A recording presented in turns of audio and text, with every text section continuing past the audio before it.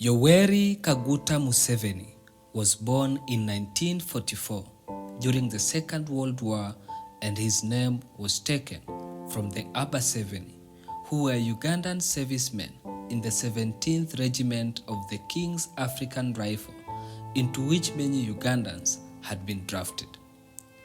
Museveni was born in a peasant pastoralist family in Ankole, western Uganda, and because they lived in a nomadic lifestyle, most children did not go to school. Additionally, they were exploited and oppressed by land policies such as ranching schemes, which displaced them from their traditional lands. Such policies were instituted by the British colonialists and supported by local collaborators, chiefs, and later by neo-colonialist independence politicians. Owing to his background and his early determination to fight against political and social injustice, Museveni decided in 1966 to lead a campaign mobilizing the peasants in northern Ankole to fence their land and refuse to vacate it. The campaign was largely successful, and his political awareness and activity became more focused during the 3 years, 1967 and 1970, when he spent time at the University of Dar es Salaam. His wide reading covered Fanon, Lenin, Marx, Rodney, Mao, as well as liberal Western thinkers like Galbraith. These writers shaped his intellectual and political outlook. Compared to other universities in the region, Dar es Salaam had a very good progressive atmosphere, which gave the students a chance to become familiar with Africanist and Pan-Africanist ideas. This was due to the fact that the country was under Mwalimu Julius Nyerere, the then president of Tanzania. Nevertheless, many professors at the universities were right-wing in their views, and this often brought them into conflict with the radical students. Museveni became president of the Republic of Uganda on January 29, 1986, after leading a successfully 5-year liberation struggle. He went to the bush with 26 other men and organized the National Resistance Movement and National Resistance Army to oppose the tyranny that the previous regime had unleashed upon the population. The push for Kampala started on January 17th from the several parts of the central region of Uganda. Museveni was the overall commander of the struggle.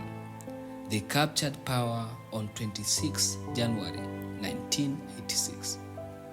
After victory, Museveni formed a broad-based government that helped unite the country's political groups. Prior to the struggle of 1981-1986, Museveni was one of the leaders in the anti-Amin resistance of 1971-1979 that led to the fall of Amin's regime. After Idi Amin's coup in 1971, Museveni was instrumental in forming FRONASA, the Front National Salvation. FRONASA made up the core of one of the Ugandan fighting groups, which together with the Tanzanian People Defense Force ousted Amin's regime in April 1979. In the government that succeeded Amin, Museveni served briefly as a Minister of Defense, Minister of Regional Cooperation, Vice Chairman of the Military Commission, and many other roles.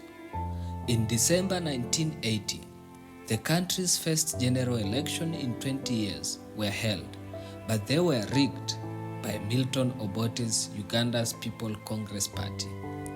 On February 6, 1981, Museveni launched a guerrilla struggle. He went to the bush with only 26 guns and organized the National Resistance Army, NRA, to oppose the Obote regime for its undemocratic and tyrannical actions.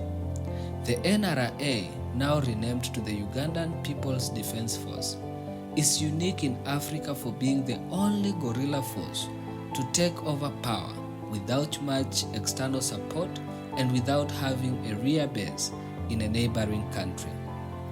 Its main camps were based only 20 miles from the capital, Kampala. This demonstrated how the NRA leadership was, in extremely difficult circumstances, capable of achieving sophisticated level of organizational discipline and techniques for managing both soldiers and civilians. When the National Resistance Movement came to power in 1986, it started working methodologically towards taking Uganda back to the constitutional road from which it had been diverted by past regimes. A constitutional commission was instituted to gather views from Ugandans throughout the country. After 2 years, work traversing the whole country gathering the people's views, the commission produced a report from which a draft constitution was extracted. A constituent assembly was elected and tasked to debate, enact, and promulgate a new constitution. When the Constituent Assembly was opened on May 18, 1994, President Museveni challenged the delegates. We must ensure that our political institutions spring from our social structure. We must develop as a whole, and we must evolve institutional models which will liberate us from our backwardness. We must modernize our societies and lay the foundation for industrialization. We cannot modernize, industrialize, or develop without creating an appropriate institutional framework within which to work. It is the historic responsibility of this Constituent Assembly to set our country on the path to development and prosperity. Although the law entitled to him as president to address Constituent Assembly on any issue he wished, he deliberately refused to influence the proceedings. As a result, no individual or political function can dub the new constitution a Museveni document. This was a great contribution to the constitution-making process. Delegates arrived at decisions either by consensus or majority vote. However, he advised delegates to combine flexibility on contentious issues by distinguishing between subjective demands and the objective realities that faced the country.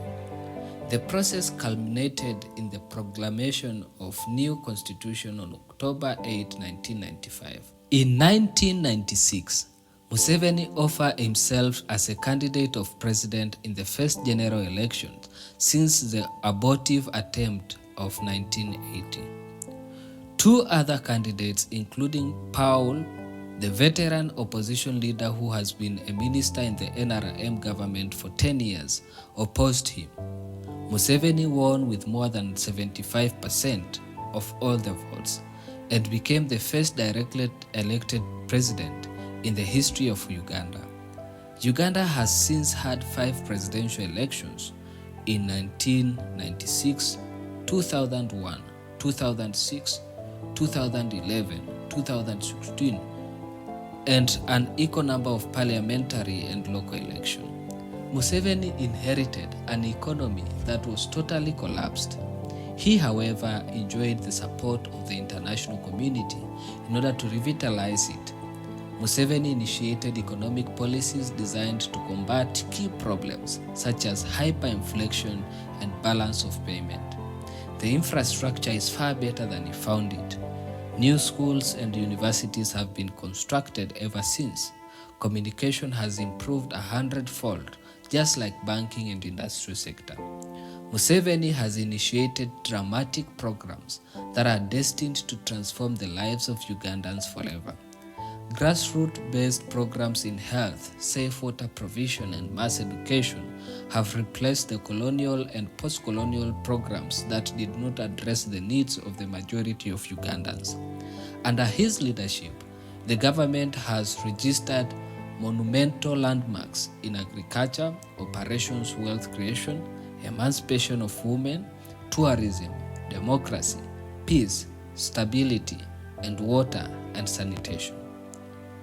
Museveni is married to Janet Kataha. They have 4 children and many grandchildren. Thank you for listening to Ubuntu Tales. Please subscribe for more.